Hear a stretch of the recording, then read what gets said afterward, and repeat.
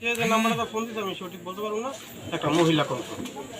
পরে আমি বললাম যে কী হয়েছে, আর অবস্থা ভালো না, আর কেরাদিন মাইরে থুয়ে গেছে। তা আমি ছিলাম হলো শরিয়াতপুর, তাহলে আমি অটো গাড়ি চালাই।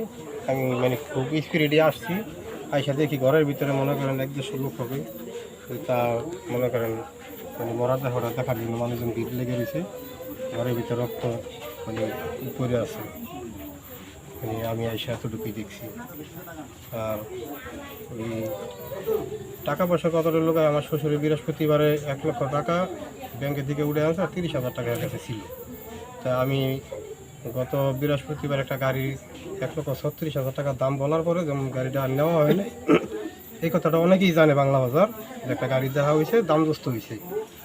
তো এই 1,30,000 টাকার ঘরে আছে এরকম বুঝছো, মানে হয়তো দুষ্কৃতীরা আইসা খালি বাড়ি পাইয়া আমার শাশুড়ির এই হত্যা করতে পারে।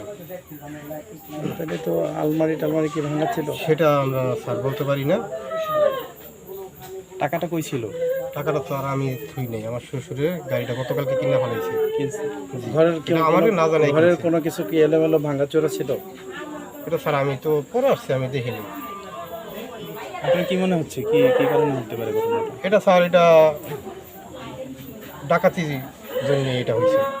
তো ডাকাতি করতে আসলে তো মালামাল নিব, সেখানে আলমারি থাকুক খাট থাকুক এগুলি তছনছ করবো। আপনাদের ঘরে তো কোনো তছনছ করে নেই।